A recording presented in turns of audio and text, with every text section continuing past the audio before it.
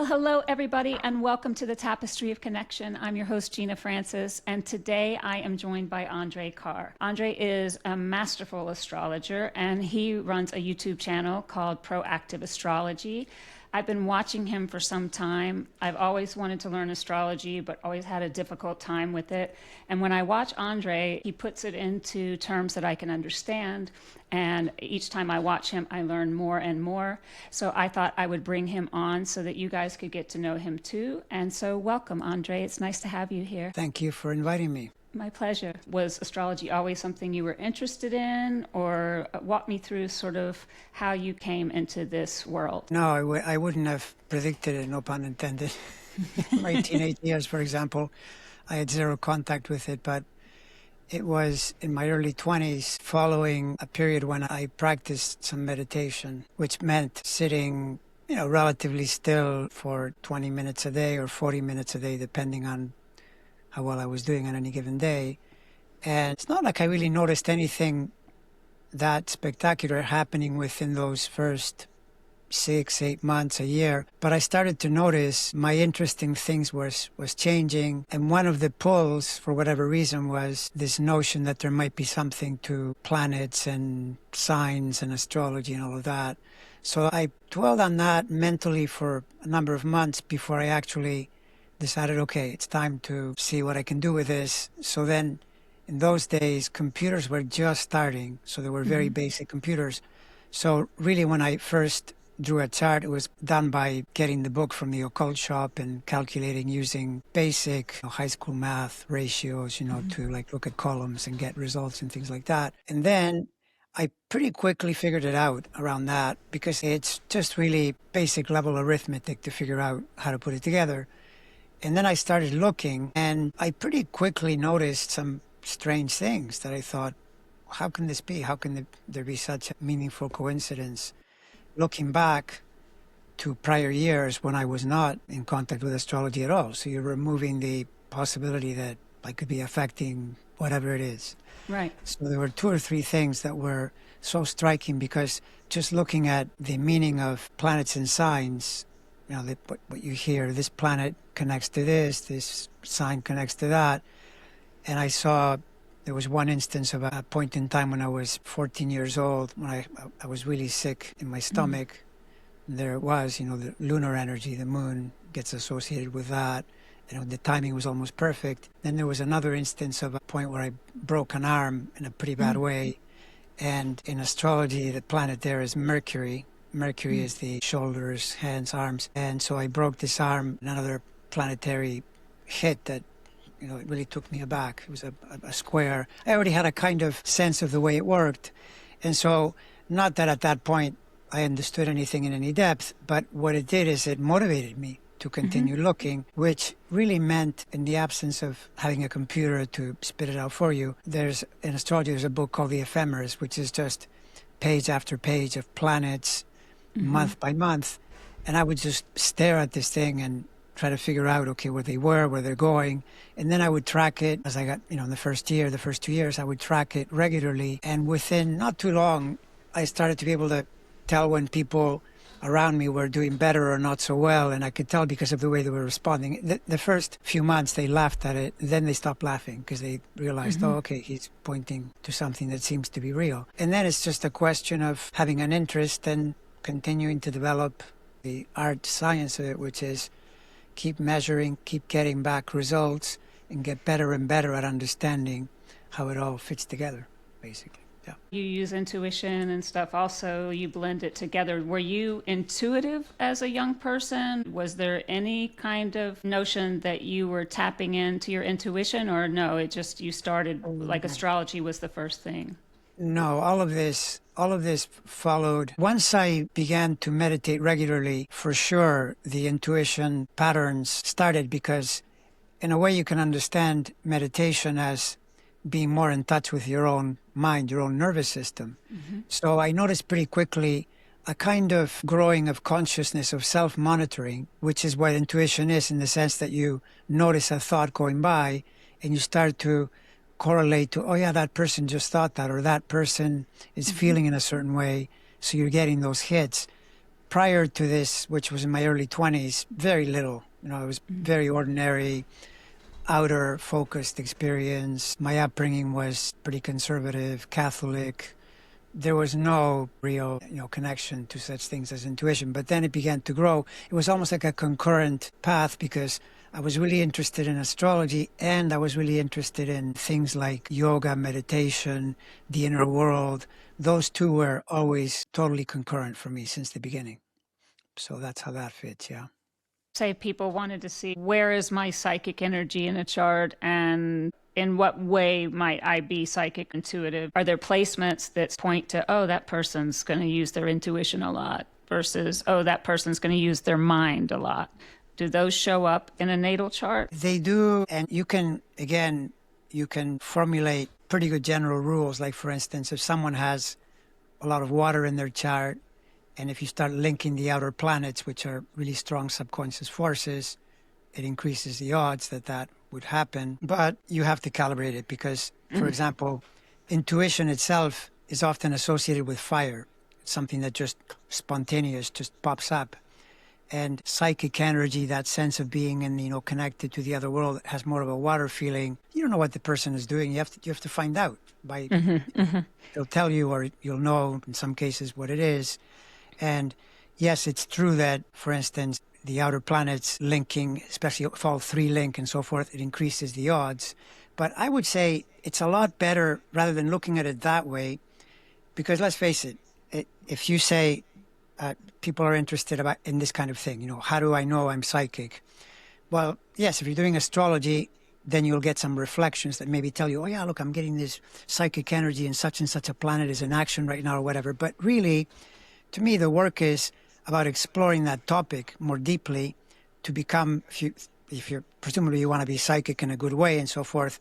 And there you get into doing a lot of internal work, to develop it. Psychic energy emerges from closer and closer connection to your own mind. So you can really filter what is coming through. And, I noticed that, to give you an example of a practice that I came across that was given by a Buddhist master. He was explaining, he wasn't really recommending this. He was just saying, look, this is one of the ways people do this. And it said, this is what they do to develop psychic powers. And it emerged out of a monastery in Burma or somewhere really far away. And basically, it was this pretty demanding way of counting breaths that requires a lot of concentration, right? And that mirrors the path of yoga where they tell you, as you move up, then you go to a place where your mind concentrates, and then it enters into that meditative realm where you get the intuitions. So this is where the recommendation to a person is, yeah, sure, study astrology, but if you want to develop psychic energy, do the practice for yourself long before or concurrent with your astrology study. Because really, astrology, like looking at planets, I don't think that makes you psychic. If anything, it makes you less psychic, because you're in the, beta level, just analyzing. The psychic energy, those vibrations in the brain that are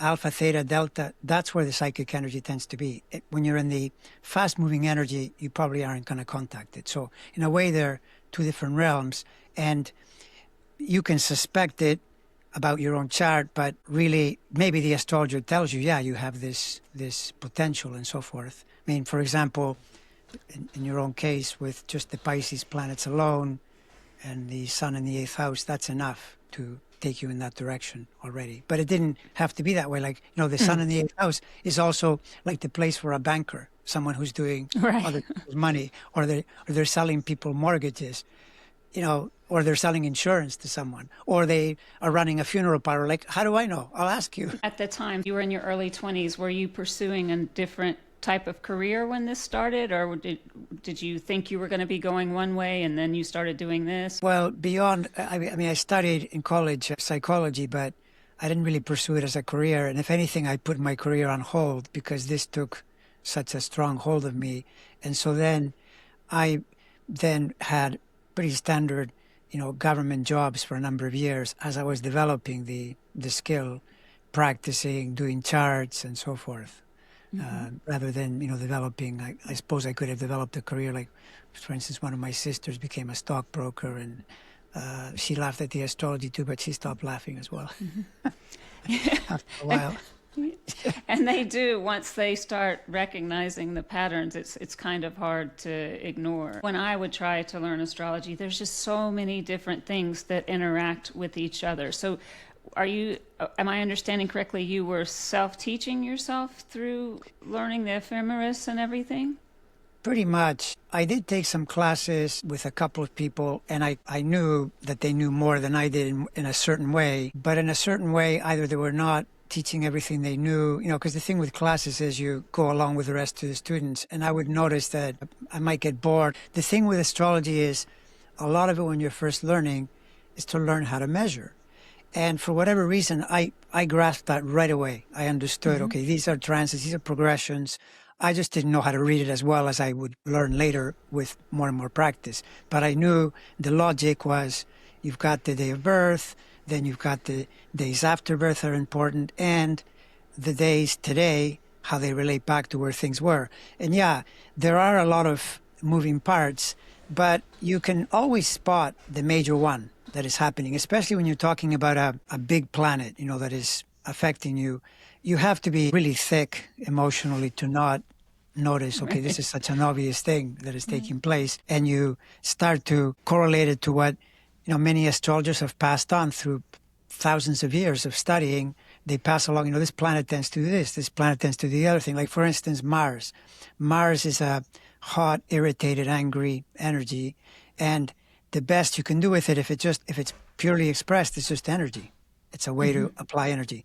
But many times, I remember in my early years, I remember this one instance, although by then I was quite a few years into it, but I remember I'm on a pretty quick lunar thing because the moon moves quickly.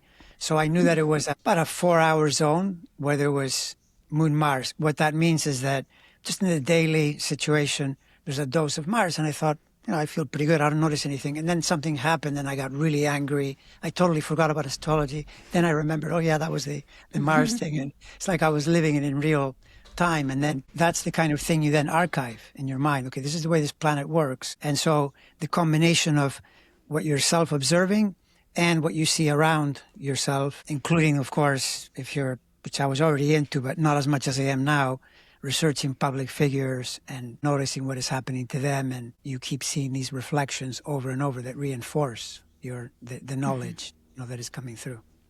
Yeah. And so, that's extraordinary. Because hats off to you, because I have tried in the past and it just doesn't sink into my brain. I know the basics, but for you to be able to teach yourself and to go so far, and you're really incredible. So you started doing charts for everyone, and then at what point did you decide, I think I'll just put some of this on YouTube? Was that a natural progression, or how did that work? No, that was much, much later. And I did a bit. I really didn't start seriously with YouTube until 2020, many, many years later. So I kept it in the background. Astrology as a business, let's put that in quotes, on a local level, it's not really great. It's okay, but it's not great. On YouTube, it's much easier because you can connect with a lot more people. So in the background, I was always doing charts, but I would supplement income with other things. And especially what really helped me is a period of time that I spent learning how to use computers, which I also like. It's just another hobby, but not nearly on the same level as astrology. It's the kind of thing where if I think I'm a pretty good astrologer, there are so many people that are much better than me at computers and information technology. But I know enough that I can do all my own technology, which is really helpful for what I'm doing now. So I did that for many years, concurrent with astrology. It's another thing you notice that is really interesting, that you would think that astrology would always attract people that are, let's say, more new agey, more into the that type of thing. But there are so many computer people that are drawn to astrology as well. So this is what tells you there's a very logical side to it, where you're doing measurements. And the people that are like that are the people that design the programs, so that then you can use a computer and so forth. Although I never got into that. But just to show that astrology is definitely a blend of measuring and counting and following fairly, precise rules. And then you need intuition, because the next level to this is that charts without calibrating, you can say things, and many of them will seem really good, but as an example of how to, in a way, trip up an astrologer, is to say to them, okay, well, explain to me how the charts of twins are pretty much identical. The difference is trivial, and yet they seem like two entirely different people. And that's because each twin expresses different parts of the chart, which means that when you express a different part of the chart, you then have a different outcome, which thereby, tells you that your fate is not just written in stone. It's the interaction of your will with your cycles. And twins will, for different reasons, sibling rivalry, who knows? There are different things that happen. They'll start, for example, if there's a more extroverted side of the chart and an introverted side of the chart, they take positions. And so then you have to calibrate it. And then you notice that in astrology, planets and signs function in a range. So it's the idea that you have a very good result and a terrible result. There's a house in astrology that really high end, the 12th, the last house, is monasteries, illumination, deep spirit, but then it descends all the way to the bottom, and it's also where prisons are found, where people are isolated, sequestered in order to correct their behavior, right? But you have to calibrate it to get a sense of how it's working. So in other words, back to, in a way, your intuition question, astrologers, in my opinion, what they're doing when they're doing it well is they ask a lot of questions of a person.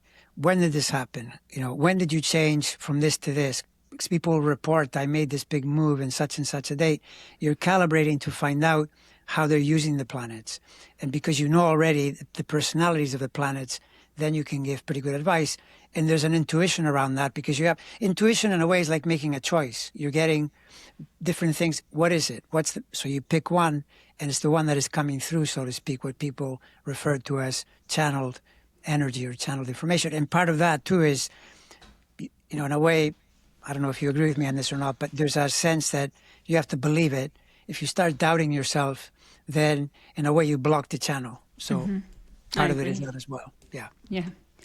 And just to go back before we get into details of astrology, so you started with meditation. Was that just something that was in your upbringing to meditate, or did you discover meditation? What was the genesis to lead you? Because that seems to be the thing that opened up everything else, meditation, intuition, then astrology. So was there a catalyst in your life that led you to meditation? Well, the catalyst was a book I read in about 2 years before I got into meditation. Andrew Weil, who is still around, I believe, and he was with that group of people that went to India in the 1960s. Ram Dass, who was called Richard Alpert, Timothy Leary.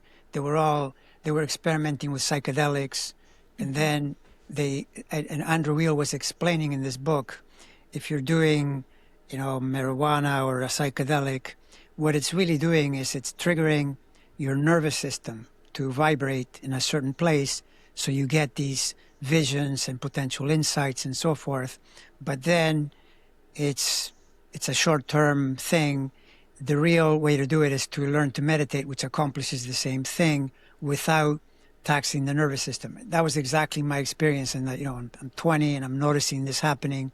And because I had read this book, I eventually, really at the time when I did it, I wasn't doing as well, and I thought, maybe it'll help me get some motivation, this and that. So it's not that I went in there to meditate for spiritual reasons. I then discovered those when I meditated, but that wasn't the initial impulse. Though I did notice one really interesting thing that later I understood, because a lot of these things, you experience them, and I think part of the magic is realizing, like you deconstruct and you realize, okay, this is what's really happening. But at the time, I didn't put two and two together conceptually. I just experienced it. So in those days, I was also a competitive table tennis player as a teenager and into around age 20. And that's a sport where it's very high-paced, moving really quickly. You can get nervous. I remember that I had a definite temperament problem. And I noticed the day that I did my first meditation. So I'm doing this meditation, and I noticed that in the meditation, I kind of felt pretty calm. I got into this peaceful place. And hours later, I went to play, And I played really, really well because I was so much more calm. I felt like I was focused on what I was doing and just playing each point one after the other, not worrying about the result. The very thing that you hear people say, this is one of the benefits of meditating. But that was very early, and I didn't yet, fully connect with all the benefits and so forth. But that could also be this thing I was referring to earlier, this self-monitoring that starts to happen where you notice, okay, I just noticed this, there's some meaning, and then you continue to add more and more of those observations and get better and better at it. And all the while, the astrology comes in a bit later. The astrology, in a way, is more of correlating and say, okay, that goes with this goes with that. And then the prediction part of astrology is that you see what these planets do so many times, and you can pretty well tell, okay, this is going to do this, at a certain point. And even then, you're still guessing because you don't know if the person, let's say it's a very difficult cycle coming up, you always you guess the person's response based on a past response. They might be able to somehow get around it, right? That's the thing. But typically, especially when they don't know, when you look at public figures, there also it gets harder because with public figures, they're dealing with forces that are so far beyond their control that if you see 2, 3, 4 planets hitting them hard, you're pretty much saying, it's not going to work. Like I remember, for instance, 25 years ago, I don't know if you remember yourself, this governor of California, he was recalled. Can't remember his name off the top. He was recalled. The voters had elected him easily, and then they said, we don't like you. And there was a cycle there that you could see. It was so obvious, like I don't like you and I'm pushing back against you. And so that's how you learn, that these planets work in this way, and you keep studying and you keep adding to your knowledge as the years are passing. Yeah, it's very interesting when you were describing sort of the logic and then as well as the intuition. That's what I was thinking listening to you. You have a unique blend of exploring the intuition, but then you can tell that you like patterns and you like to be able to have provable information. And so I think that brings together a really nice blend to be able to do what you do. It's true. It's true. Although if you asked me which is more important, the intuition is more important. In other words, if someone were to say to me, okay, well, you can only choose one path, you have to now either do all astrology or do all meditation and intuition, I would drop the astrology. Crazy as though that sounds, No, because ultimately it is more powerful in the sense that you're getting direct experience, direct guidance. It's just that the astrology adds a layer that is very interesting because it works really, really well. So on the level of, if you think of mysterious knowledge around, universal patterns, it's mind-bending. It's the strangest thing where you'll notice it's as though the planets are in the room with you. I'll give you an example of how spooky this can be. I was only, I was about seven years into this, and already I was tracking my astrology pretty closely. So there was this period where I was between jobs in the federal government, and I had to work for about I think it was around 2 months at a hardware store, driving a van, and it was really, really cold. It was like winter, very cold temperatures, and in astrology, the planet that is associated with cold is obviously Saturn. Saturn is the cold energy. And so there's a place in my chart that is, let's call it my most vulnerable place, which in astrology would be planets that are at 90 degrees to each other, for example, or opposite. And so the way astrology works, if a planet then in the sky where it is triggers by going through there, touching those points, you'll get the effect. So Saturn, being what it is, it's cold, but it also rules anything in life that coalesces. Like it rules ice, but not water. Water flows, so water is not Saturnian, but ice is Saturnian. So are crystals, so is glass, so is sand and rocks, right? Things that are very, very solid, and things like salt as well, because salt is a like a crystal, right? So I'm driving this truck and it's extremely cold. And also, the other thing with Saturn is typically things are not pleasant. When Saturn is around, you're going to run into the more unpleasant things. So first of all, in that job, I kept running constantly into coarse, unpleasant people. That was one level. I'd be driving. And what was I delivering? I'm looking at the back of the truck and I've got sand, salt, mirrors, glass, and I'm in this horrible, horrible cold weather. But I knew I was in it, and I knew, okay, I'm in this thing. This planet is here with me. It's the harshest part of my chart. But I knew when it would end. And it ended exactly, another little bit of time passed, and then I got another job, and it's like that was in the past. So this is one of the things that I'll often bring up when I'm talking with people, is I'll say that at worst, you're the period. So then wait it out. If you can't do anything, if you're stuck, that's the best you can do. You do it. There are techniques to try to get through it. But what could I have done in a situation like that other than just put on a thick coat and be patient, and do the best I could with it and try not to catch a cold or whatever, right? But it was like a perfect reflection. And since then, it's only grown. The only thing now is that I notice more and more of those, sometimes in a lot more subtle a way. Like, for example, a few years ago, on a totally different level of transit that is a lot more subtle, but really helpful. There's a way to have an angle happen where something creative can happen, a breakthrough that is creative. And so what I experienced was just a solution to a problem that I kept grappling with this thing and I couldn't figure it out. And all of a sudden, there it is. And I thought, I looked at this a year ago and I couldn't find it anywhere. And I've used it ever since too, to do my videos and so forth. And you relate it to something that is something in the sky. So you start to think, well, how can this be true? How can it be that planets move?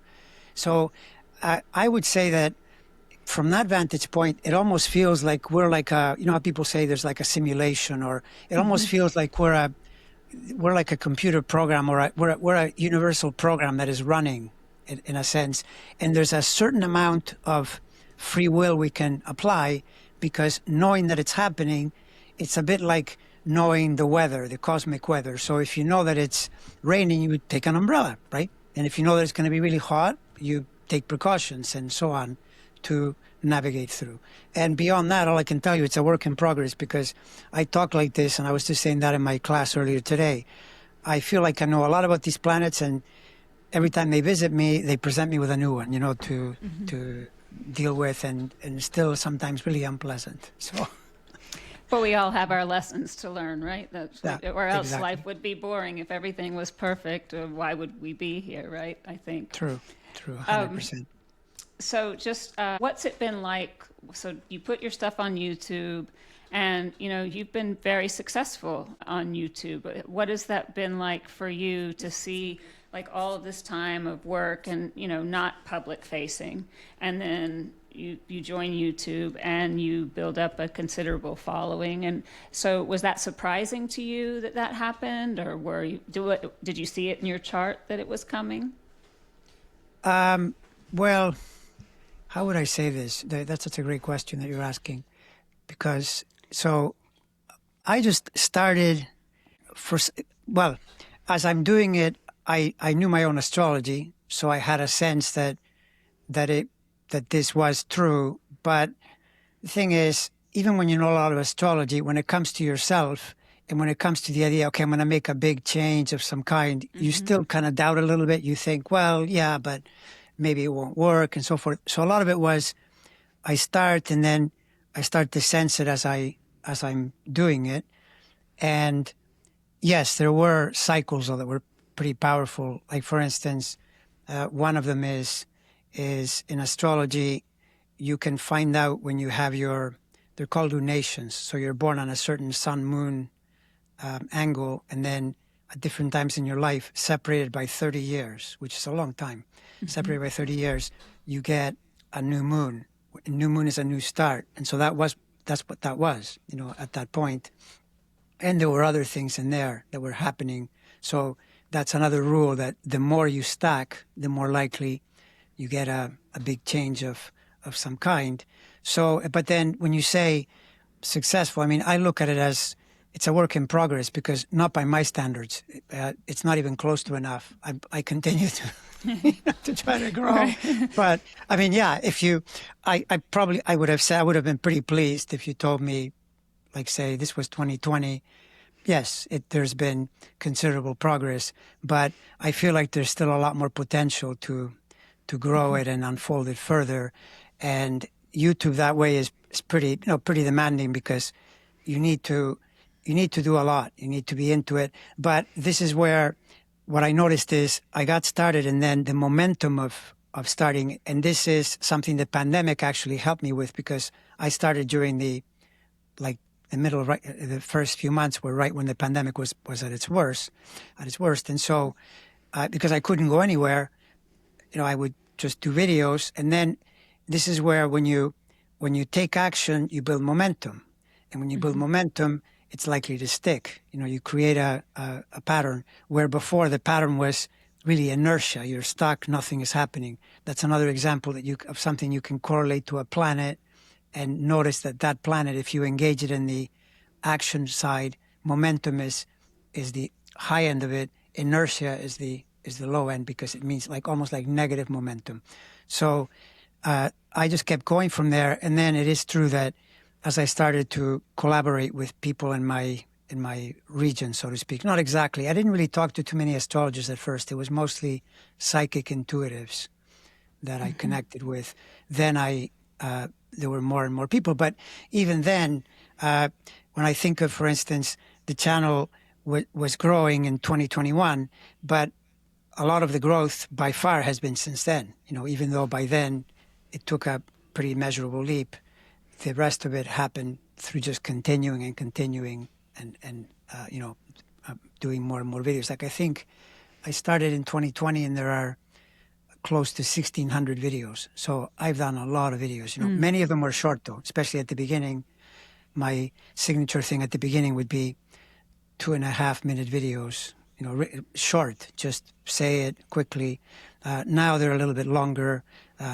Sometimes if it's a collaboration, they're fairly long. But there, at the beginning, if you put a really long thing, people don't know you, so it less likely they'll watch it. So there was that as well. Does that answer the question? I'm not sure. Yeah, it does. And I'm lucky that you did do that, because that's how I found you, was through watching YouTube and getting to see your work in that way. And now you have students and you have your shows that you do. So it seems like it's, I know we always are looking for growth, but I'm impressed by the work you've put in and the ability that you've had to reach so many people.